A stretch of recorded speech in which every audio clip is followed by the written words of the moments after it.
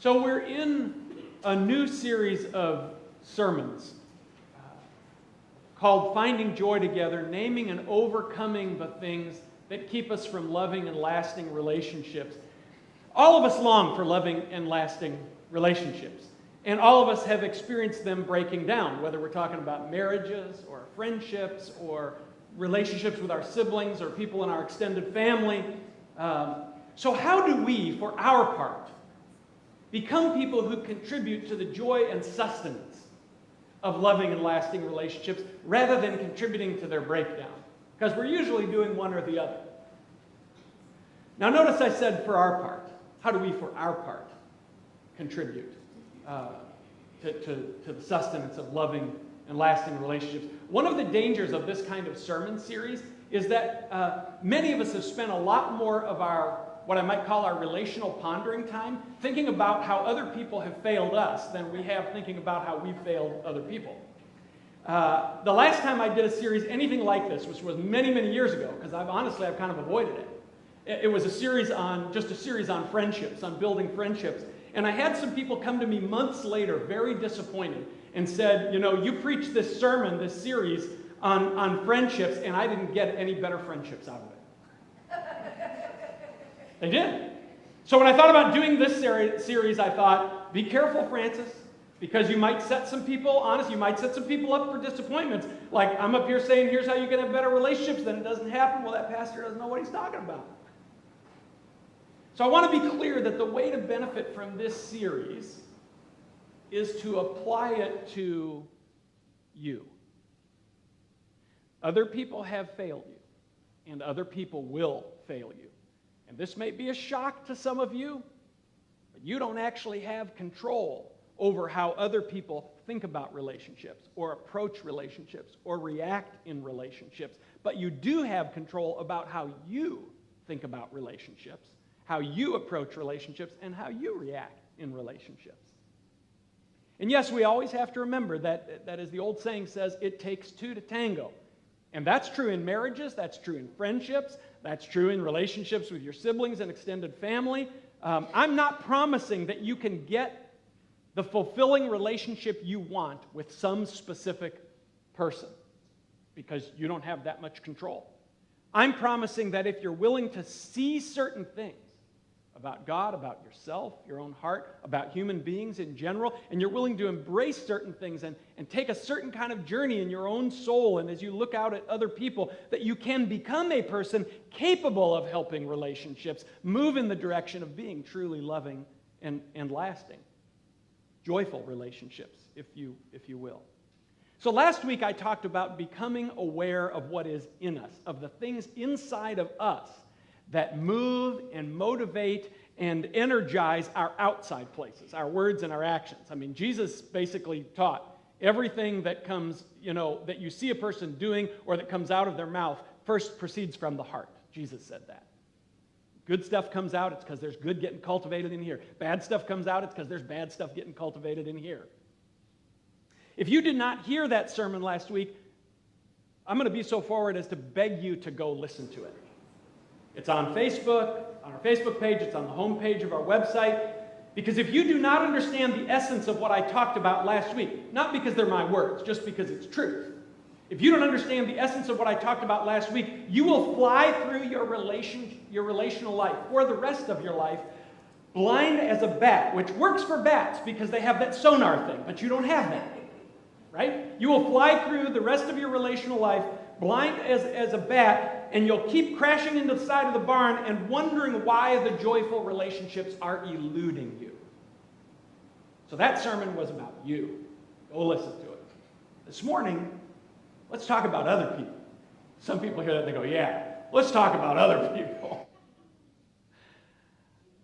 In Luke chapter 9, there's this great story, beginning in verse 51, that goes like this. Now it came to pass when the time had come for Jesus to be received up, that he steadfastly set his face to go to Jerusalem. And he sent messengers ahead of him. And as they went, they entered a village of the Samaritans to prepare for him. But they, the Samaritans, did not receive him because his face was set for the journey to Jerusalem. And when his disciples, James and John, saw this, that the Samaritans did not receive them, their Jesus and their group, they said to Jesus, "Lord, do you want us to command fire to come down from heaven and consume them, just as Elijah did?" So when the disciples talked about calling down fire from heaven, that's a reference to an Old Testament story in 2 Kings chapter 1. It's kind of a weird story. So this guy, King Ahaziah, who was the king of Israel, he falls through the lattice of his upper floor. I think that means like he fell through the balcony rail on the upper deck. And he hurt himself real bad. And he hurt himself bad enough that he was wondering if he was going to live. So he got some of his guys, and he sent them as messengers to this prophet of one of the Canaanite deities, one of the false gods. Because Ahaziah, he didn't have everything with his faith quite figured out, you know. He knew he was Jewish, but he didn't really know the Jewish God. And so he sent him, and as these guys were going to find this prophet of this false god, they encountered the prophet Elijah. And Elijah said, "So where are you guys going?" And they said, "Oh, well, King Ahaziah told us to go over and talk to this guy that worships this god and ask him, is King Ahaziah going to live or not?" That's what he wanted to know. And Elijah says to these guys, "What, there's no God left in Israel that you can inquire of? You got to go seek out this nothing God? You go back and tell Ahaziah, he's barking up the wrong tree. He's supposed to be talking to the God of Israel." So the guys go back to King Ahaziah and they say, he says, "Well, did you talk to the guy?" And he says, "No, we ran into this other guy. And he told us that you should be calling on the God of Israel, not these false gods." And King Ahaziah says, "Well, what did he look like?" And he says, "Well, he was a little guy, kind of hairy with a coarse garment on." And King Ahaziah says, "Oh, Elijah the Tishbite. Always messing with my stuff." So he gets 50 soldiers, and he says, "You guys go find Elijah the Tishbite and deal with him." And so they go find Elijah sitting up on top of this hill, and they say, "Hey, come down here." And Elijah says, "I'm not coming down there." And they says, "Well, Ahaziah told us to come arrest you." And Elijah says, "Well, how about I just call down fire from heaven and consume you?"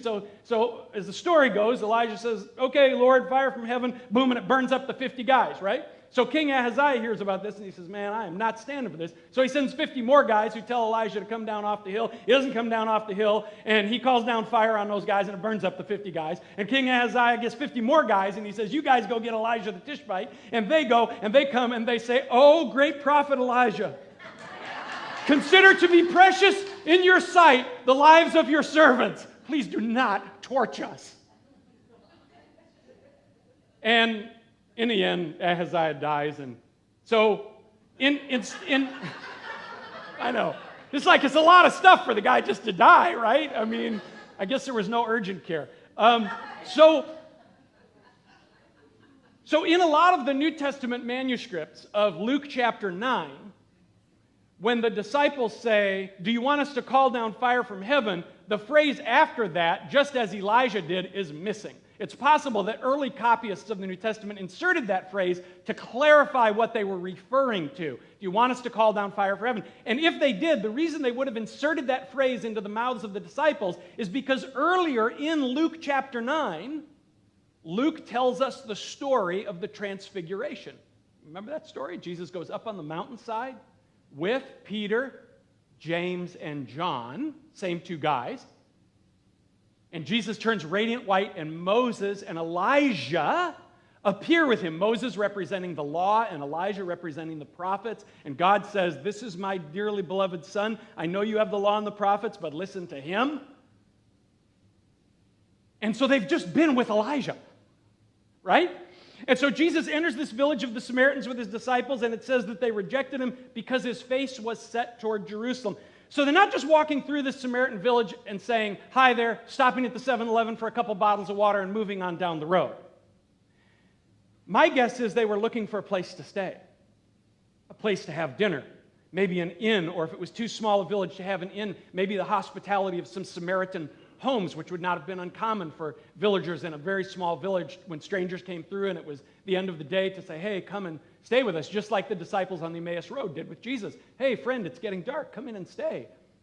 Now, physically, Jews and Samaritans often don't look very different from each other. Even today, there are still Samaritans, and they often don't look very different from each other. But they say to Jesus, "So where are y'all headed?"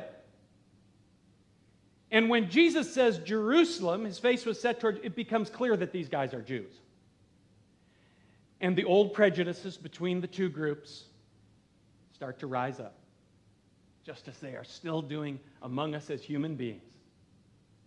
As products of their culture, the disciples are probably already thinking, Jesus, what are we even doing here? These people are half Gentile dog, and they are not worthy to have us. And frankly, why would we want to degrade ourselves by eating their food, crossing their threshold, sitting at their table, or sleeping in their beds? That prejudice is already there. You know, we have a lot of prejudice in America. And I'm not just talking about racial. We have all kinds of us versus them. And many of us harbor in our minds pictures of the people we approve of and disapprove of, people we like and don't like, people we wish were around in our society, and the people we wish were not around in our society. In the time of Jesus, there were lots of prejudices too. It's a human story. Why do you think? This is not in my notes. This is a free bonus. Why do you think Paul makes such a big deal in his New Testament letters when he uses this phrase over and over, that Christ has taken disparate peoples, Jew, Gentile, black, white, rich, poor, educated, uneducated, American, Mexican, you name it. He's taken disparate peoples, and Paul says he's made one new man out of the two, one new human being. So there's all these prejudices, and we easily see ourselves, even amid our own insecurities, perhaps because of our insecurities, as better than other people. We fall into that very easily. And then what we do is we write people off. They become those people. A couple of weeks later in Luke 18, the disciples are going to hear Jesus tell a parable about a Pharisee and a tax collector. Do you remember that parable? He talks about how there's this Pharisee who comes into the temple, and he comes before God, and he says, God, I just want to thank you that I'm not like all these other people who do all these bad things. And he looks over and he sees a tax collector, and he says, and I'm glad I'm not like that tax collector, that turncoat, that guy who's in league with the Gentiles, who collects our Jewish taxes and gives them to the Romans. I'm sure glad I'm not like him. Thank you, God, that I'm so good. And Jesus says, then there was another guy who was the tax collector, and he comes before God, and all he says is, Lord, have mercy on me, a sinner. And Jesus says, I tell you, that man went home justified rather than the Pharisee. The history of Samaritans, it's always been a little mysterious. Historically, they first show up when the Jews returned from their captivity in Assyria in the 7th century. Assyria conquered Israel, took all these Jews captive, and carted them off to Assyria. But some were left behind because there were people who had to take care of things. They said, we'll leave some people here.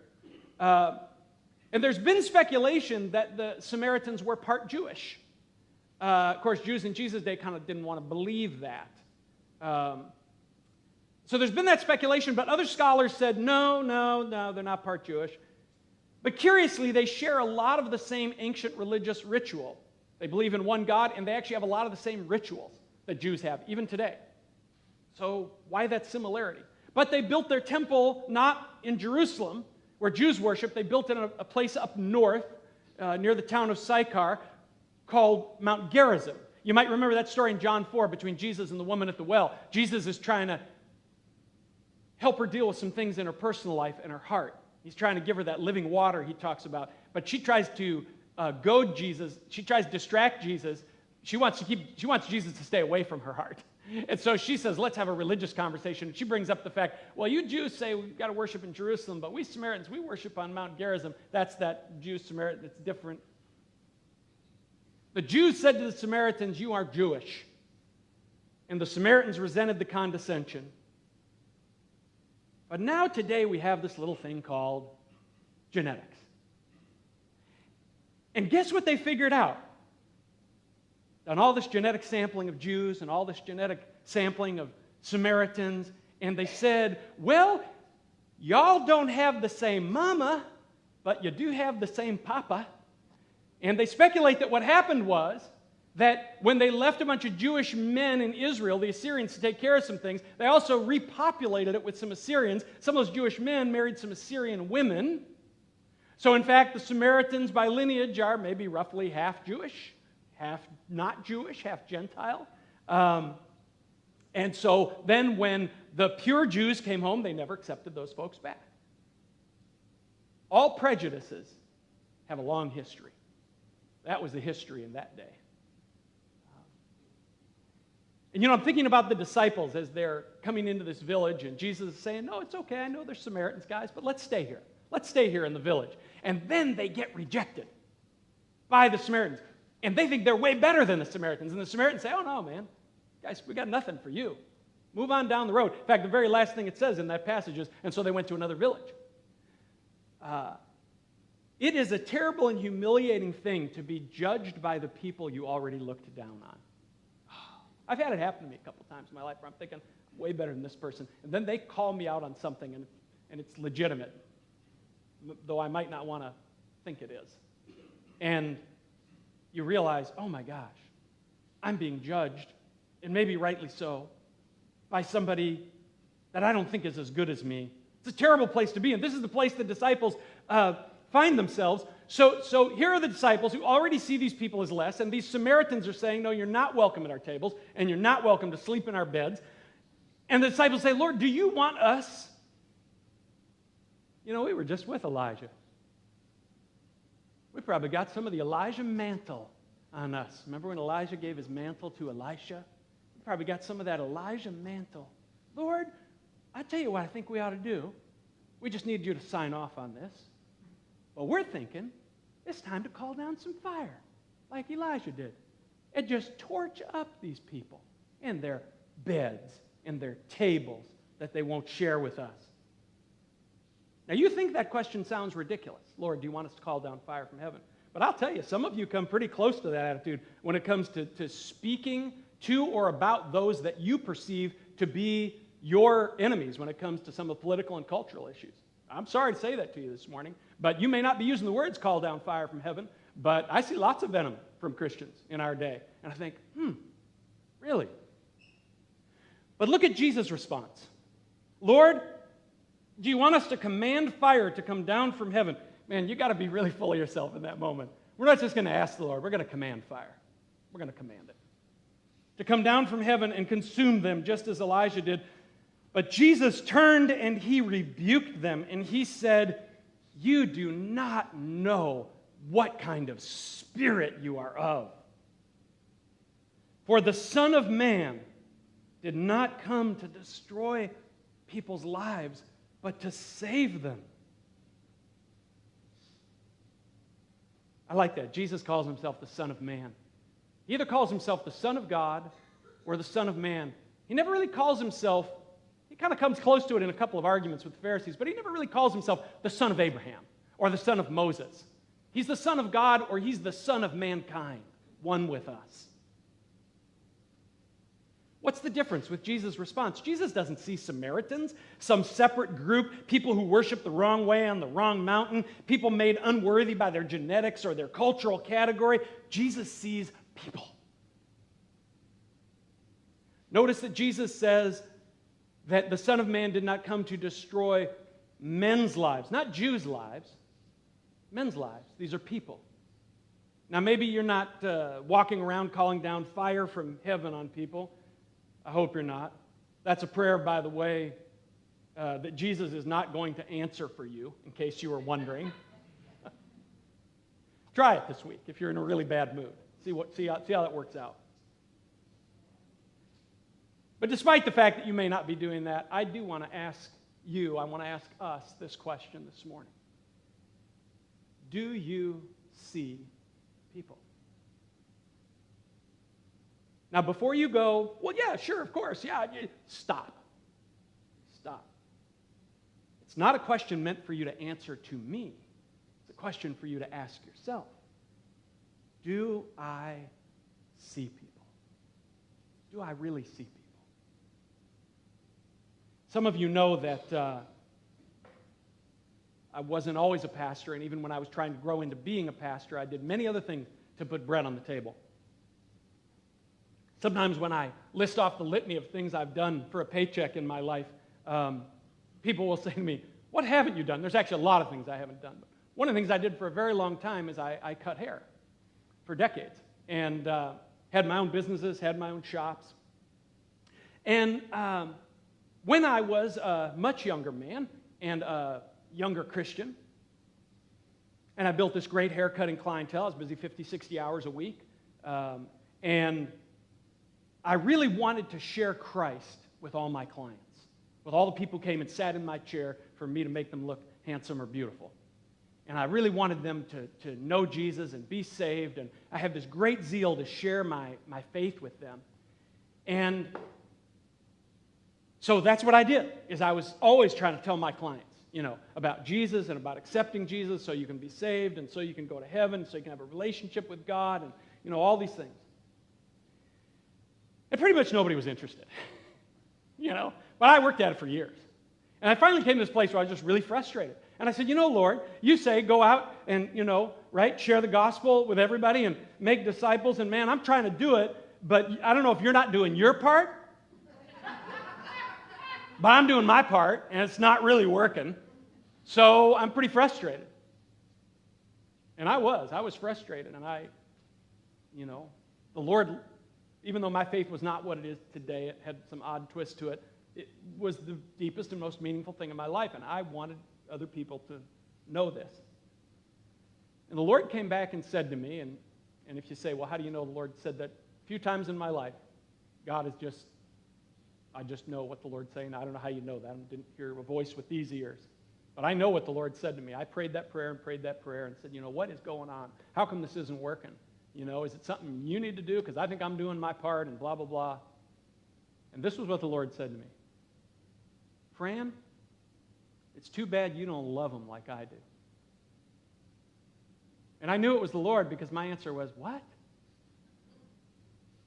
What do you mean I don't love them? I love them. They need Jesus, and they need to not go to hell, and they need to go to heaven, and I love them because I'm telling them the truth. I love them. And the Lord said, Fran, it really is too bad that you don't love them like I love them. And I was like, what does that even mean? I didn't know about love the way I think I know about love today. And so that took some processing. So I kind of, when God confuses me, which he does sometimes, he has to sometimes, what I do is I kind of hunker down in my soul. I kind of back up and go, okay, I must be missing. What am I missing here? I began to realize that I did love him in a sense. I wanted him to have God. I wanted him to have Jesus. I wanted him to be saved. But I didn't know him, my clients.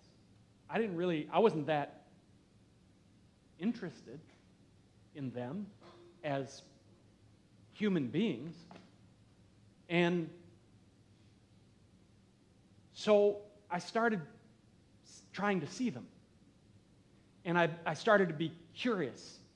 I let this, maybe the Holy Spirit just put it in. This curiosity came into me about their lives. And when you start seeing your own stuff inside yourself, when you start becoming more aware of the things I talked about last week, then what you start to realize is, oh, I have dreams. Other people have dreams, right? I want to be accepted and loved. They want to be accepted and loved. I want joy. They want joy. I have problems. They have problems. I have wounds. They have wounds.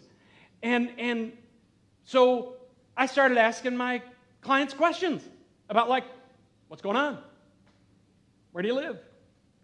How many? Realized most of them I don't even know. Do you have kids? How many kids do you have? You married?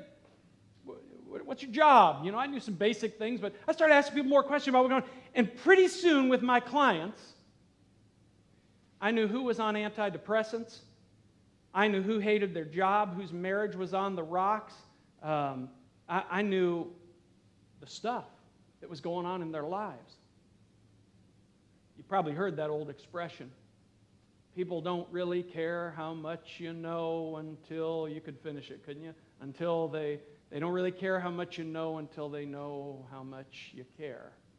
And then you become a safe person. and a hope-giving person. And I began to be able to talk with some of them about where my hope came from, even in the midst of my own problems. And even in those days, Linda and I, our lives, we had problems. And I began to get more honest about that stuff. People will be more honest with you if you'll be more honest with them. And a few people actually wanted to know more about the water of life that I had found in my life. And eventually, a whole bunch of my clients came to faith in Jesus over years, over decades, over conversations. Many of you know, I don't think Bill would mind my saying this, many of you know Bill Inman, who used to lead our New Life for Haiti board. He's done all kinds of things in this church, helped us find this property and lay it out and build this building, and plays amazing lead guitar in our band. Bill came to Jesus over about 10 years of conversations in my barber chair. That's where Bill and I met. When he moved here from Iowa as a young guy out of college, he asked his boss, where do you go get a good haircut? And his boss said, you go see Francis. And so Bill came to see me, and we became friends. But it's not just do you see like the people, do you see people? Do I see Linda? Do I see this woman who walked down the aisle with me, who fell in love with a really great guy, and who walked down the aisle with me almost 40 years ago? Do I see her today? Do I really see her as a person? Do I see my children, one of whom is here this morning, my son Luke and his lovely wife Joya? Do I see them? Or do my eyes and my mind and my soul brush by them in a hurry? Because when you start to see people, and I never saw this when I was younger, like when I became a Christian, it was like everybody's going to hell, we got to get everybody saved, and then Jesus is going to come and get us all off the rock, and then it's done. And there was none of this business about love and seeing people and the glory of human beings that they lost, but which really was still there under all the mess. Anyway, so then I began to realize people are actually amazing. When you really start to look at people, I mean, I get it, they're quirky, but even the quirkiness is sometimes amazing. People are amazing. Especially when you learn to look past the mess and the debris. Because we all have mess and debris. We all, like sheep, have gone astray. We all got messy, quirky stuff. C.S. Lewis said, "It is a serious thing to live in a society of possible gods and goddesses, to remember that the dullest and most uninteresting person you can talk to may one day be a creature which, if you saw it now, you would be strongly tempted to worship." If you could see everybody else in this room without all their junk, without all the stuff that has worn them down and messed them up and caused them to take on some of the ruts that we've talked about, those less than beautiful ways of living and relating. If you could see them without all that in their full glory, you would say, oh my God. Because that's what a human being really is. You have to look past people's mess and see them. The reason Jesus didn't destroy us as we nailed him to the cross is because in his love, he looked past our mess and he saw us. Father, forgive them. They don't get it. Forgive them. They know not what they do. And when you start to see people, they're so interesting.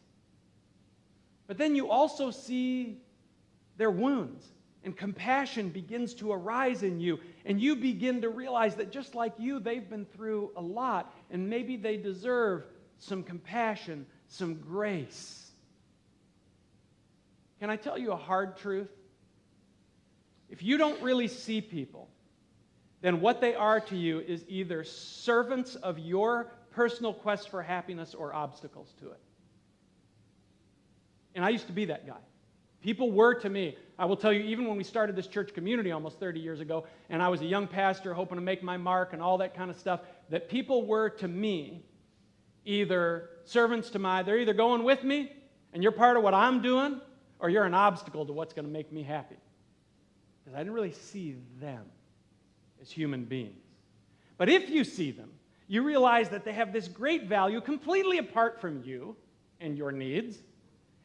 And if they are a gift to you, it's a gift to be cherished, enjoyed. They are a gift to be cherished, enjoyed, served, and helped. In other words, loved.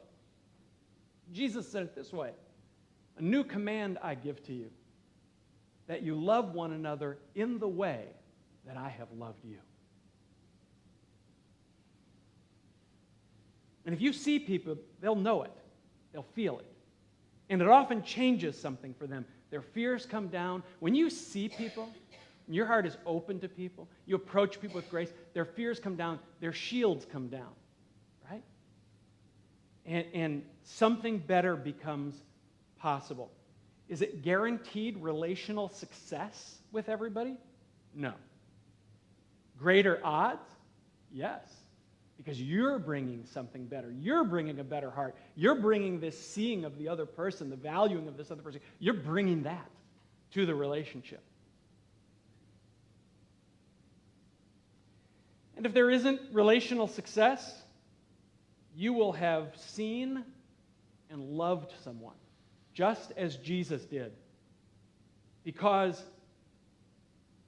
it's not judgment, it's not rules, and it's not us versus them mentalities that invite other people into hope and something better. It's love. It is love that invites. Think about it. Jesus says, love one another as I have loved you. My life has been, honestly, over the course of this journey, completely changed because God in Jesus Christ has loved me this way. God revealed to me that his love was safe, that he was out to bring me new life, not to destroy me like I was sort of taught growing up even in church. It is precisely the manner in which God has loved me that has helped Fran Lehman to become something better than the mess he was in the distant past. And so in the same way, when we see people and we love them, we help for something new to become possible. We invite them into a new possibility.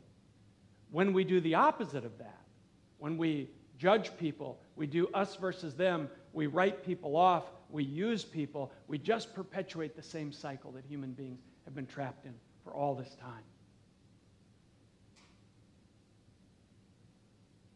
When we love people, when we see people and we love people, we invite other people into hope and onto the path where the sons of Adam and the daughters of Eve can be made whole. And as the scripture says, this is the way. Walk in it. Let's pray. Oh, Father, that we would hear, oh no, that's not even it. That you would tear the blinders from our eyes. Because a lot of us are going to walk out of here, Lord, and we're going to just keep doing us versus them. But we're going to tell ourselves how much we love you and how much we love people, and then we're going to pronounce the same judgments. We're going to metaphorically, so to speak, call down the same fire from heaven. But you could have done that to us. In fact, you even said, do you not know that I could call down 10,000 legions of angels? But you chose to see us, chose to love us, chose to give yourself to us. May we become people who see